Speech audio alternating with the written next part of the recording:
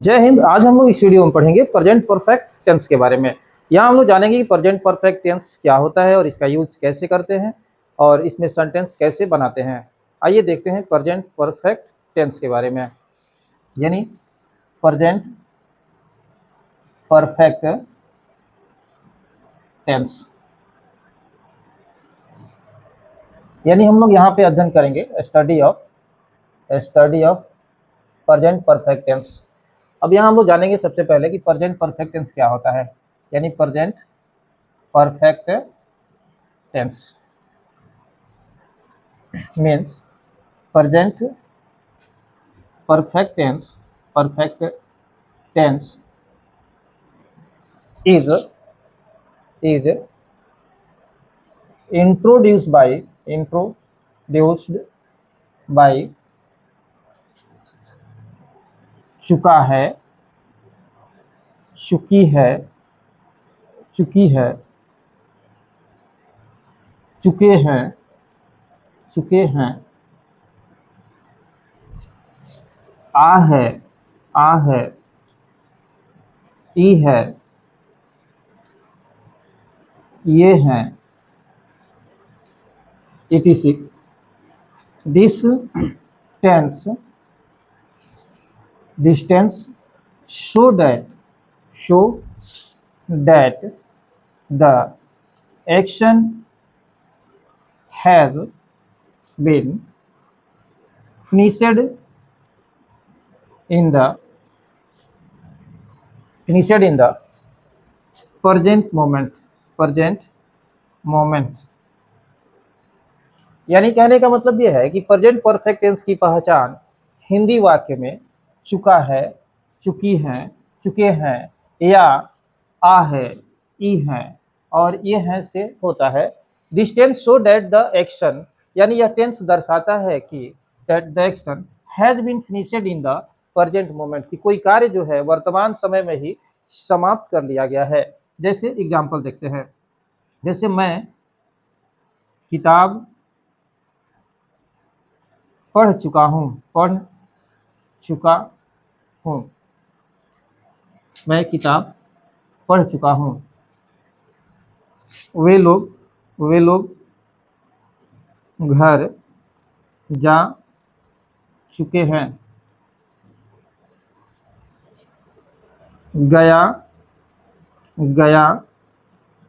गया है। यानी इस तरह के जो सेंटेंस होते हैं इससे ये सेंटेंस से पता चलता है कि कोई कार्य जो है वर्तमान समय में ही समाप्त कर लिया गया है। अब आइए हम लोग देखते हैं कि इसके लिए एक स्ट्रक्चर इस्तेमाल होता है जो इस प्रकार है। यानी इस तरह के जो सेंटेंस होते हैं इसे बनाने के लिए हमें एक स्ट्रक्चर की जरूरत होती है। जो स्ट्रक्चर जो है इस प्रकार है, यानी बिना स्ट्रक्चर का जो हम कोई भी सेंटेंस नहीं बना सकते हैं। आइए यहाँ देखते हैं कि स्ट्रक्चर क्या होता है। यानी सबसे पहले होगा इसमें सब्जेक्ट के बाद हम लिखेंगे हैज या have plus V3 plus other word plus full stop. ये स्ट्रक्चर हो जाएगा। यानी ये स्ट्रक्चर जो है प्रेजेंट परफेक्ट टेंस का स्ट्रक्चर है। अब यहाँ पे हम देखेंगे कि सब्जेक्ट के बाद हमें हैज और हैव का प्रयोग कहाँ करना होता है। यानी सबसे पहले हम देखेंगे नोट नंबर 1। यानी नोट नंबर 1 में हम देखेंगे कि यूज ऑफ हैज, यानी हैज का प्रयोग कहाँ करते हैं। यानी has is use for singular subject only, यानी हैज का प्रयोग केवल सिंगुलर सब्जेक्ट के साथ करते हैं। जैसे आइए एग्जांपल में देखते हैं। आप ही के साथ करोगे, ही का मतलब होता है वह, और इसका प्रयोग हम लोग मेल के लिए करते हैं। जबकि सी का भी मतलब होता है वह, लेकिन इसका प्रयोग हम फीमेल में करते हैं। इसके बाद इट का मतलब होता है यह, और इसका प्रयोग हम लोग नॉन लिविंग में करते हैं। एंड एनी नेम, अगर कोई नाम हो तो उसमें हम हैज का प्रयोग करते हैं। इसके बाद नोट नंबर 2 देखते हैं। यानी हैव का प्रयोग आप कहाँ करेंगे। यानी यूज ऑफ हैव का प्रयोग। अब यहाँ देखें कि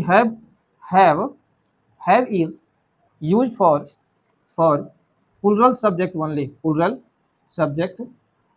ओनली, यानी हैव का प्रयोग केवल प्लूरल सब्जेक्ट के लिए करते हैं। जैसे एग्जांपल में देखेंगे आई का मतलब होता है मैं, वी का मतलब होगा हम लोग, यू आप लोग, तुम लोग, और इसके बाद होता है दे का मतलब होता है वे लोग, and one more than one name, यानी एक से अधिक नाम होगा, जैसे राम एंड श्याम, यानी दो नाम हो गया, यानी एक से अधिक नाम हो जाएगा, तो यहाँ पे हम क्या करेंगे, हैव का प्रयोग करेंगे। अब आइए हम लोग इससे सेंटेंस बनाते हैं।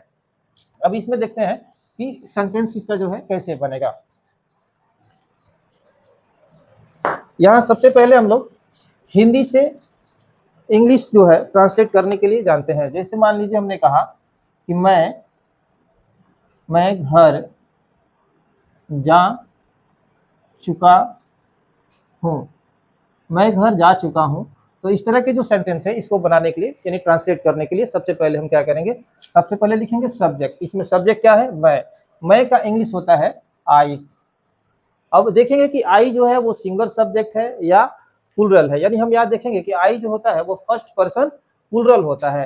तो यहाँ पे हम आई के साथ प्लूरल सब्जेक्ट है यानी लिखेंगे हैव। इसके बाद हम लिखेंगे यानी मैं और चुका है कि इंग्लिश हो गया। अब यहाँ पे हम जाएंगे, जैसे जाना का इंग्लिश हो जाएगा गॉन, क्योंकि यहाँ पे क्या करना है कि थ्री का प्रयोग करना है, ठीक है। अब यहाँ पे हम क्या करेंगे, लिखेंगे घर का इंग्लिश होम, यानी आई हैव गॉन होम, मैं घर जा चुका हूँ। चूंकि होम और हाउस जो है इसके पहले हम टू का प्रयोग नहीं करते हैं। अब यहाँ देखते हैं, जैसे हमने कहा वह किताब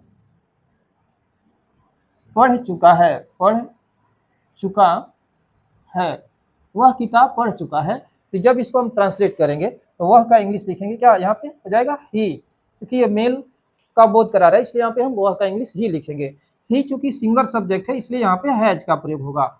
अब यहाँ पे पढ़ना का इंग्लिश होता है रीड, लेकिन यहाँ पे V3 हो जाएगा, ये हो जाएगा रीड।